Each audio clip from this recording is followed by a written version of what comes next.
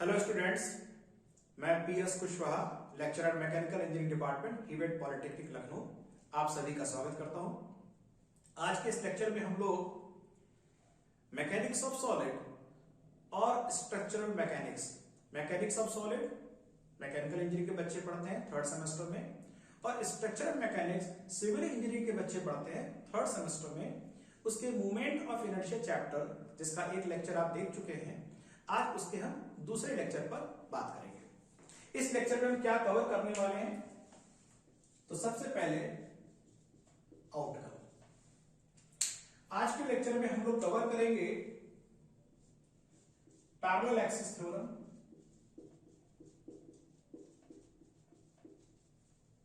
Perpendicular axis theorem और इनके कुछ एप्लीकेशंस, इनके बेसिक एप्लीकेशंस। सो आज के लेक्चर में हम parallel axis theorem, perpendicular axis theorem और इनके कुछ फ्यू एग्जांपल्स, जिससे कि आप बेसिक कॉन्सेप्ट को समझ सकें कि पैरेलल एक्सिस थ्योरम और परपेंडिकुलर एक्सिस थ्योरम का इस्तेमाल कैसे किया जाता है। तो आज का पहला टॉपिक रहेगा पैरेलल एक्सिस थ्योरम।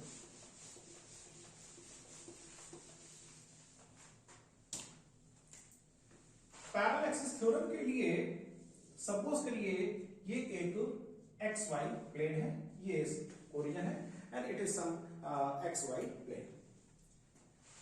ये एक कोई सर्टेन एरिया है, एक ऐसी एरिया ले लेते हैं, सर्टेन एरिया, जिस एरिया की वैल्यू है ए, और ये रहा इस एरिया का सेंट्रोइड। ये प्लेन सरफेस है, प्लेन सरफेस का एरिया ए है और ये रहा इस एरिया का सेंट्रोइड। सेंट्रोइड से हम दो एक्सिस फिर गुजारते हैं, जो कि इस प्लेन का एक्स एक्सिस होगा, प्लेन का भी तो अपना एक्स एक्सिस होगा, और एक ये एक्सिस गुजारते हैं जो सेंटर से गुजरेगा। तो ये दोनों एक्सिस हो गई, इस प्लेन एरिया की एक्सिस हो गई, और जो कि ये वाली एक्सिस एक्स एक्सिस के पैरेलल है और ये वर्टिकल एक्सिस वाई एक्सिस के पैरेलल है।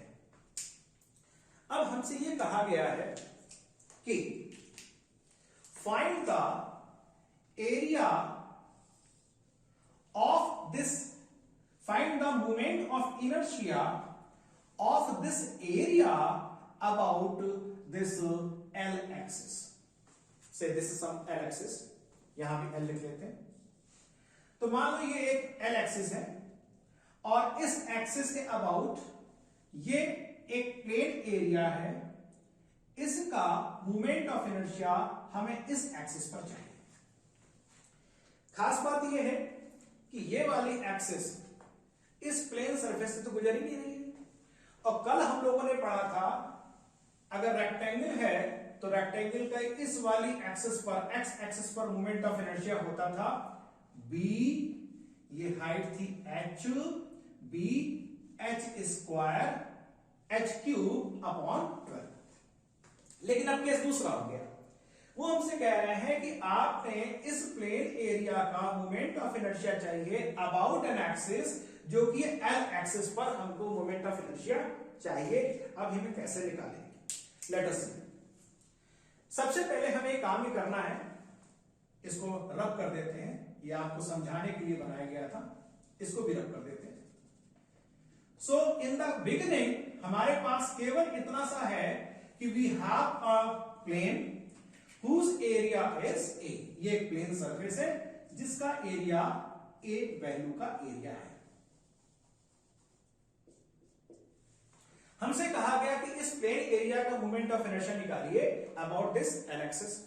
बहुत सिंपल है। अब आपने करना क्या है कि इस एक्सिस, ये जो एक्सिस है जिसके अबाउट आपको इस एरिया का मोमेंट ऑफ इनर्शिया चाहिए, इस एक्सिस के पैरेलल एक एक्सिस ड्रॉ करी जाएगी। किसके पैरेलल? एल एक्सिस के। एल जो एक्सिस है इसके पैरेलल एक एक्सिस ड्रॉ करी जाएगी, जो एक्सिस इस प्लेन एरिया के सेंटर से पास होनी चाहिए। शर्त ये है कि जब हम इसके पैरेलल एक एक्सिस ड्रॉ करेंगे इस प्लेन एरिया से, तो वो तो ऐसे भी हो सकती है, ऐसे भी हो सकती है, कहीं से भी हो सकती है, लेकिन शर्त क्या है, that axis must pass through the centre of the area, therefore this is that axis. अब खास बात क्या है, ये एक्सिस दोनों पैरेलल हैं, इसीलिए इस टॉपिक का नाम क्या था, पैरेलल एक्सिस थ्योरम। नाउ ये एक्सिस हमने ड्रॉ कर ली, अब आपने करना ये है, तो शर्त क्या है बच्चों, पहली शर्त, जिस एक्सिस के अबाउट आपको मोमेंट ऑफ इनर्शिया निकालना है वो एक्सिस के पैरेलल एक ऐसी एक्सिस ड्रॉ करनी है जो उस प्लेन के सेंटर से गुजरे और इस लाइन के पैरेलल हो। ये काम हो गया। Now drop A perpendicular from this axis on this line LL, यानी कि हमें इन दोनों के बीच की perpendicular distance, that is the shortest distance between these two axis, ये हमें डिटरमाइन करनी है। अब कैसे होगा, नाउ ये जो एक्सिस है, थोड़ी देर के लिए इसको हम x डैश मान लेते हैं। ये जो एक्सिस है x डैश, इसके अबाउट, चूंकि ये एक्सिस इसके सेंटर से गुजर रही है, तो इसके अबाउट इसका मोमेंट ऑफ इनर्शिया अगर हम IC मान लें, क्यों IC मान लें, इसलिए क्योंकि भाई ये जो मोमेंट ऑफ इनर्शिया का सिंबल I है वो कहां से है, C से गुजर रहा है। ये देखिए सेंटर है, सेंटर से गुजरने वाली एक्सिस है, इसके अबाउट ये मोमेंट ऑफ इनर्शिया IC आ गया। नाउ प्लस, फिर क्या करना है, एरिया, ये वाला एरिया, इसका जो भी एरिया था, into this h, the value h, इस h वैल्यू का स्क्वायर। वेरी सिंपल, आपने इस एक्सिस के अबाउट मोमेंट ऑफ इनर्शिया चाहिए था, इसके पैरेलल एक और एक्सिस ड्रॉ करी जो कि इस एरिया के सेंटर से गुजरता है। एक बात, दोनों के बीच की परपेंडिकुलर डिस्टेंस हमने डिटरमाइन कर ली। उसके बाद ये एक्सिस जो कि सेंटर से गुजर रही थी, ये एक रेगुलर शेप्ड बॉडी है, और ऐसे रेक्टेंगल, सर्किल, ट्रायंगल का हम लोगों ने कल मोमेंट ऑफ इनर्शिया पढ़ लिया था। तो इसके अबाउट, इस एक्सिस के अबाउट जो कि C से गुजर रहा है, मोमेंट ऑफ इनर्शिया की वैल्यू IC है, plus this area A into the square of their distance.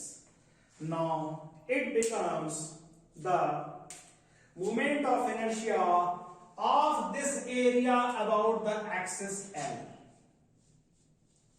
This becomes the moment of inertia about axis L. ये रहा पैरेलल एक्सिस थ्योरम। तो बहुत ध्यान से देखिए, इस एक्सिस के अबाउट आपको मोमेंट ऑफ इनर्शिया चाहिए था, आपने L एक्सिस के अबाउट एक लाइन खींची जो सेंटर से गुजरती थी, और उसके अबाउट इस एक्सिस x डैश के अबाउट मोमेंट ऑफ इनर्शिया ये वाली वैल्यू है, and which you already know, plus area of this surface, जो भी एरिया होगा, जिस तरह का होगा, ये आपको पता है, and this is what, the perpendicular distance between two parallel axis, and here it is the parallel axis theorem. So देखा ना आपने कितना सिंपल है पैरेलल एक्सिस थ्योरम को समझना, और एक बार हमको समझ में आ गया है तो बड़ी आसानी से हम इसको इस्तेमाल भी कर लेंगे। लेट अस सी कैसे इस्तेमाल करते हैं। सपोज करिए ये पैरेलल एक्सिस थ्योरम लगाने जा रहे हैं, और ये हमारे लिए रेक्टेंगल है, और ये रेक्टेंगल में ये है B, और ये हाइट हो गई इसकी H। नाउ हमें चाहिए इस रेक्टेंगल का, जिसका एरिया A है, अब तो हमें एरिया पता लग जाएगा, L इंटू B हो जाएगा। इस रेक्टेंगल का moment of inertia about the axis L कैसे आएगा, IL for this rectangle, IC इस एक्सिस पर, और याद करिए कल आपको मैंने क्या बताया था, एक्सिस के पैरेलल कौन सी भुजा है, B, बी पर कोई पावर नहीं रहेगी, इसके परपेंडिकुलर क्या है h, this is h cube and upon 12, और ये हो गया IC प्लस एरिया। एरिया को हम यहां पे फिलहाल एरिया ले रहे हैं A, वैसे आप इसको L इंटू बी भी रख सकते हैं, दोनों बातें हैं, इनटू ये रही इनके बीच की परपेंडिकुलर डिस्टेंस। तो ये देखिए आपने पैरेलल एक्सिस थ्योरम का एप्लीकेशन भी यहां पर देख लिया कि किस तरीके से पैरेलल एक्सिस थ्योरम का यहां पर अप्लाई करेंगे। सिमिलरली अगर आपसे ये कोई कह दे कि भाई हमें इसके y एक्सिस के अबाउट चाहिए, लेट अस सी y एक्सिस के अबाउट चाहिए, अब केवल y एक्सिस के अबाउट अगर मोमेंट ऑफ इनर्शिया चाहिए तो फिर इसी एरिया के लिए तो y एक्सिस यानी OY जो एक्सिस है इसके पैरेलल आप एक लाइन ड्रॉ करेंगे OY के पैरेलल, जो गुजरनी चाहिए कहां से, जो गुजरनी चाहिए सेंटर C से, ये हमने गुजारी।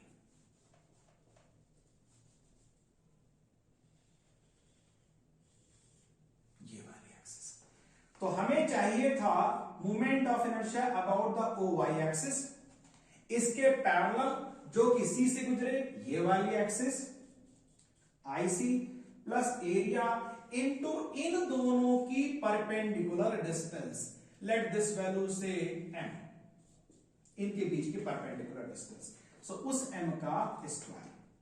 नाउ सी ये IC कितना होगा इस एक्सिस के अबाउट। रेक्टेंगल के केस में आपने कल पढ़ा था y एक्सिस के अबाउट अगर चाहिए होता था तो y एक्सिस के पैरेलल में क्या है h की रहेगी सिंगल पावर, इसके परपेंडिकुलर है b का होगा क्यूब अपॉन 12 प्लस a अब आप चाहें आपके पास वैल्यूज हैं तो आप L इंटू बी रख सकते हैं, हम यहां नहीं रख रहे हैं, इंटू m स्क्वायर। और देखिए ये रहा इसी केस में moment of inertia of this rectangle about the OY axis.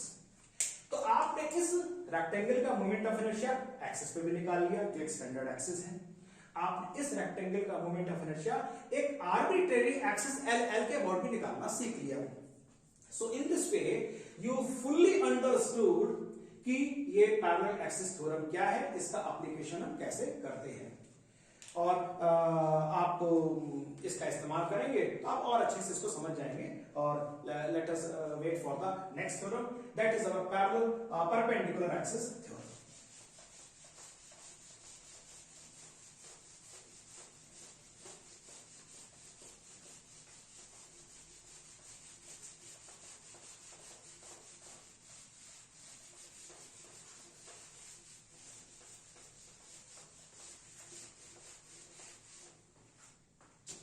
Now, perpendicular axis theorem. Let us see. So, इसका हम कैसे करेंगे? Let us see. ये एक XY प्लेन है। इस XY प्लेन पर इस बार हम एक रेक्टेंगल नहीं लेते, फिगर चेंज कर लेते हैं,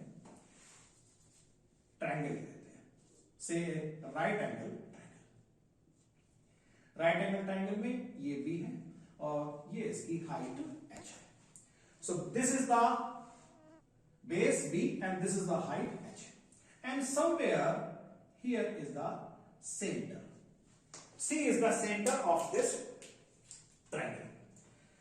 हमारा ये हमसे कहा गया कि एक आर्बिट्रेरी एक्सिस L है, इसके अबाउट हमें इस ट्रायंगल का मोमेंट ऑफ इनर्शिया चाहिए। तो वो काम तो अगर करना है हमको पैरेलल एक्सिस थ्योरम का तो बहुत आसान है, हम इसके पैरेलल एक ड्रॉ करेंगे, C से जानेंगे और ये हम वैल्यूज निकाल देंगे। Here we want to know the moment of inertia about an axis, और बहुत ध्यान से देखिएगा हम मोमेंट ऑफ इनर्शिया इस ट्रायंगल का निकालना चाहते हैं about an axis passing through the C, but perpendicular to the plane of the area, यानी ये एक्सिस हो गई हमारी ऐसे, ये रही एक्सिस जो सेंटर से गुजर रही है और इस ट्रायंगल के तल के लंबवत है, इस ट्रायंगल के प्लेन के परपेंडिकुलर है। अभी तक हमने ऐसा सवाल नहीं किया था। अगर इसकी जगह पर हम एक सर्किल ले लें, सर्किल का ये सेंटर हो जाएगा, तो ये एक्सिस हो जाएगी वो जो इस सर्किल के प्लेन यानी इस बोर्ड के प्लेन के तल के लंबवत है और इसके सेंटर से गुजर रही है, और इसके अबाउट हम इनका मोमेंट ऑफ इनर्शिया निकालना चाहते हैं। ये हमारा उद्देश्य है। कैसे निकलेगा? लेट ये एक्स एक्सिस मान लेते हैं, ये x axis for this triangle से x1, और ये रही y1 एंड y1, ये दोनों एक्सिस हो गए। Now the moment of inertia of this triangle about axis x1 which axis passes through the center of the triangle. Moment of inertia इस triangle का x1 एक्सिस के अबाउट जो इसके centre से गुजर रहा है, तो ये हो जाएगा passing through the centre, this is b h cube and upon 36, ये वैल्यू हो जाएगी। फिलहाल हम इसको इस नाम से जानेंगे, ये तो ट्रायंगल है तो ये केस हो जाएगा, नहीं तो ये सर्किल होता तो दूसरा वैल्यू हो जाती। फिलहाल इस वैल्यू को ऐसे जानेंगे। Now moment of inertia about the y1 axis, ये वाली एक्सिस, तो इस एक्सिस के पैरेलल में है h, this is h and this is b cube and this is 36, ये वैल्यू। लेकिन हमारा उद्देश्य तो है ये वाली एक्सिस जो कि सेंटर से गुजरती है, तो क्या हम इस एक्सिस को z एक्सिस मान सकते हैं? थिंक यस, मान सकते हैं। अगर इस थोड़ी देर के लिए इसको अगर आप भूल जाइए, इसको भूल जाते हैं और इसको x इसको y ले लें, तो फिर ये x हो जाएगा और ये y हो जाएगा। तो अगर ये x एक्सिस है, ये y एक्सिस है और ये z एक्सिस है, शर्त ये है कि z axis must pass through the centre, ये रही सेंटर से। z एक्सिस यहां से नहीं गुजर सकती, z एक्सिस को कहां से गुजरना है? z एक्सिस को x एक्सिस, y एक्सिस जो कि इस एरिया के प्लेन में है और उस एरिया के प्लेन में है, और ये एक्सिस उस एरिया के भी परपेंडिकुलर है और ऑब्वियसली x और y के परपेंडिकुलर भी हैं, लेकिन z एक्सिस को गुजरना होगा x और y का जो कटान बिंदु है वहां से z को गुजरना होगा। z ऊपर से, नीचे से, दाएं बाएं से नहीं गुजर सकती। x एक्सिस, y एक्सिस, दोनों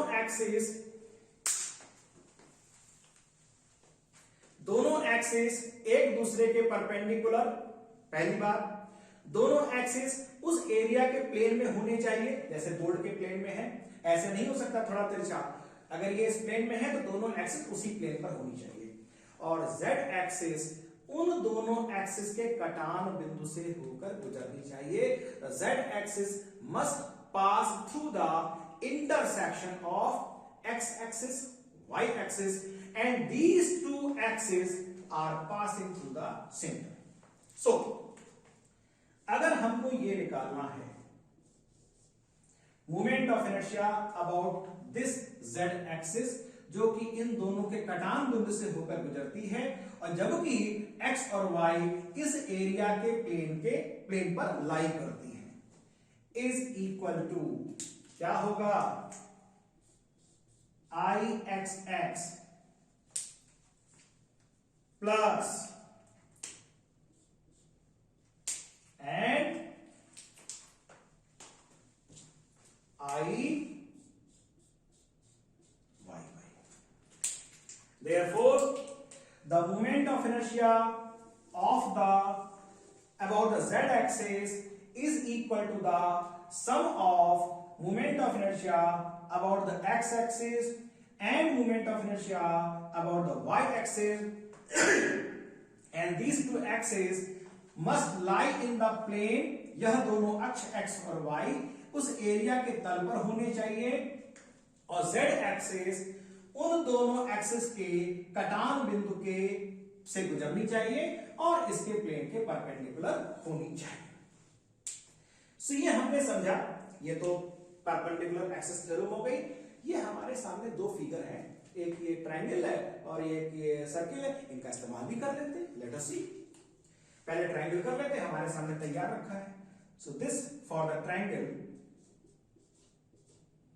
के लिए या ट्रायंगल की फिगर बना लेते हैं. So this will be B H cube upon 36.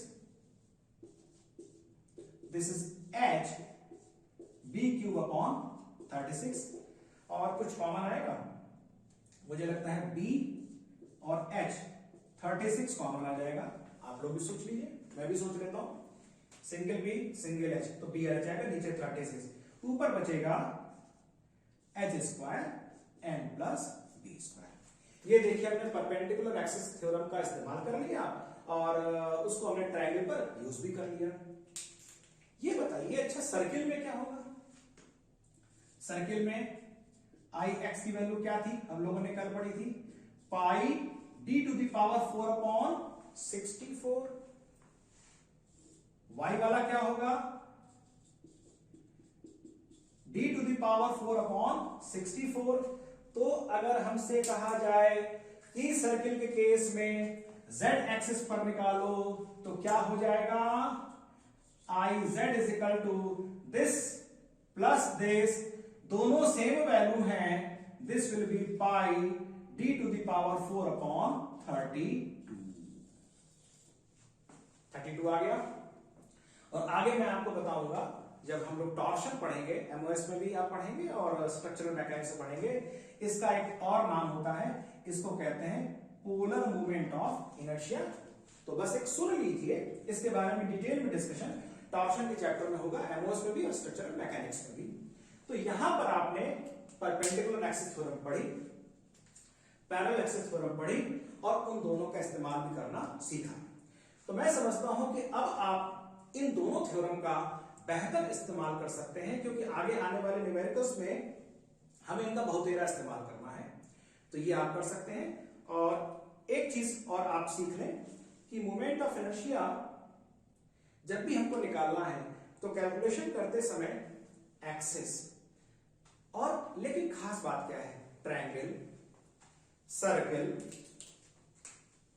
Rectangle, square, इनके जो एक्स और वाई वाले मोमेंट ऑफ इनर्शिया है बच्चों, वो आपको याद होने चाहिए. अगर वो आपको याद है तो आपकी विन विन है. और अगर आपको ये स्टैंडर्ड जो है कि भाई इसका एक्स पे कितना होता है, वाई पे कितना होता है, अगर ये वैल्यूज जो स्टैंडर्ड वैल्यूज हैं, अगर आपको स्टैंडर्ड वैल्यूज याद नहीं है तो फिर आप इस्तेमाल नहीं कर पाएंगे. और अच्छे खासे न्यूमेरिकल आते हैं 5-5, 6-6 नंबर के, और एक केवल मोमेंट ऑफ इनर्शिया का तो केवल उस न्यूमेरिकल में यूज होना है, और अगर ये वैल्यू नहीं आएंगे तो हम इस्तेमाल नहीं कर पाएंगे, फिर आगे कैलकुलेशन में दिक्कत आएगी. तो मेरी सलाह है कि जो स्टैंडर्ड वैल्यूज हैं मोमेंट ऑफ इनर्शिया के for this circle, semi circle का भी होता है, सर्किल है, क्वार्टर सर्किल, तो ये आई एक्स आई वाई की वैल्यू आपको पता होनी चाहिए. आप चाहें तो एक कागज पर फिगर बनाइए, एक्सिस दिखाइए, और कलरफुल इस्तेमाल करते समय उनकी मूवमेंट ऑफ इनर्शिया एक्स पे कितना है, वाई पे कितना है, एरिया का फार्मूला क्या है, उसके सेंटर का फार्मूला क्या है, और उसको एक बनाकर अपने स्टडी टेबल के सामने दीवार पे चिपका लीजिए. निगाह पड़ती रहेगी, दिमाग में आसानी से बैठता जाएगा. So keep watching this video, और इसको लाइक करें, शेयर करें. And this the end of the lecture 2. और अगले लेक्चर पे हम और डिटेल में जाएंगे और मोमेंट ऑफ इनर्शिया हम लोग को सेक्शंस पढ़ेंगे और सेक्शन का हम लोग सवाल लगाएंगे. So wait for the lecture number 3. Thank you very much.